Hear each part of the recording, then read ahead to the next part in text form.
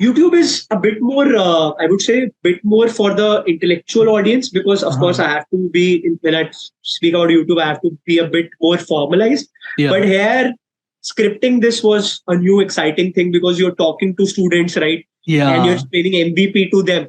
For them, MVP is most valuable player. So I have to explain minimum viable proposition to them. It was exciting using a lot of examples, making it as simple as a story, shooting with them. Yeah. Wow, exciting, dude. Then, okay, now let's move into like your expertise, your niche, like startups and everything. I'd like to know, like, so you worked in the startup ecosystem in India like for a very long time. How is the ecosystem in India different from what it is in other countries like the US? What do you think? See, US is a far more mature ecosystem, right? Yeah. If we talk about US, the advent of it can be traced back to, let's say, a Silicon Valley, right? The decorated place, right? Which is probably a favorite in every web series, right? So that came, like the advent of it came in 1960s and 70s, right? Of course, the whole production of semiconductor chips and everything. That's a very age-old kind of a concept. Silicon Valley has not come in overnight, right? Yeah. But in India, if you look at the rise of startup ecosystem, it's probably happened after 2013 and 14, where Flipkarts, of course, have gone ahead and probably raised international capital, international capital for the first time. Or companies started getting listed for the first time post 2012 and 13. After the dot-com sort of burst in 2007, 8, right? After that, after the Y2K bug, India has seen a lot of entrepreneurs from US coming to India and building great companies here. Yeah. Right. So that's why the whole difference is just the maturity.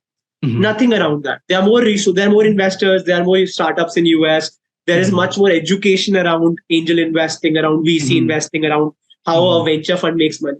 So all of that is much more advanced in progress.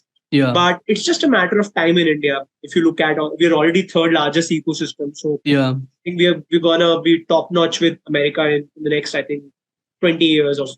Yeah. And you mentioned about like the education and stuff, right? Like in the US. How do you see that in India? How do you see that playing out in India? I know you mentioned like what you're doing with the Delhi government in schools, but that's just like one off, right? Like when you say India at large, do you see the education is on par or like at least getting there? Or do you see it'll take a long time for us to even get there? You see, if you look at entrepreneurship, right? Firstly, the whole perception of it is very backwards in India as compared to US. Yeah. In US, you are respected if you are actually working on something of your own, right? Yeah. In India, it's like, nahi chal raha hoga to kar raha hai. It's more like that. Last option hoga uske paas. So, that's it. Since you've already put it at a backstanding pedestal, you don't learn about it. Look at any topic, right? Look at whatever backward topics in India, you would never find that education, right? But here, of course, in US, you would find. So I think firstly, the conception has to change. And after that, I think the mentality and the whole education is readily available. Resources are available. Do you think? But yeah, you need people to drive, to be the teachers and mentors. We have more students than teachers. Yeah. That's a mismatch. Do you think these shows like Shark Tank and all is impacting? Because I heard that, people are getting like, I mean, especially parents and all are like at least their mindset is changing because of shows like Shark Tank and everything when it's come in India. What do you think about that? Oh, absolutely. I think Shark Tank and a few other shows have come up as well, of course, which are driving this change. But primarily, if you look at Rakshit, Shark Tank is for somebody who's listening to startups for the first time. Who's probably not heard of startups at all before. Yeah. At all. It's like he or she's like the beginner of beginners, right? So Shark Tank is made for audience like that. That's why they have these filler videos where they explain what a customer acquisition cost is, what's the dilution, valuation, and everything. Right?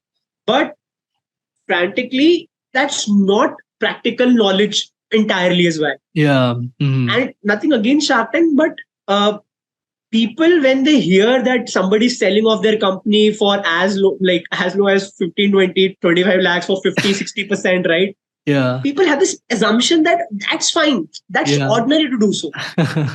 But that's not how it works in the truest sense. Somebody pitched to me, and after 10 minutes, they said, is it a pass or is it a yes? Like, it's not a Shark Tank, right? I'm not on TV. I have to say yes to you right now and cut a check. Yeah.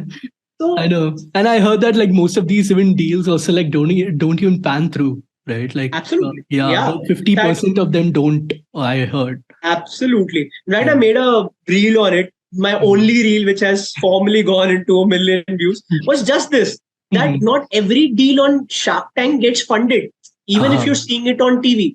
Because after the TV round, there's a due diligence of these companies. And if you fail there, man, nobody's going to invest in a company which hasn't paid taxes and is defaulting for the last 2.5, 3 years. Yeah, I know. I mean, like, you can say whatever you want and you can get the deal on the show, but then what happens after that is like you never know. Like, people don't even talk about it. Right? Absolutely.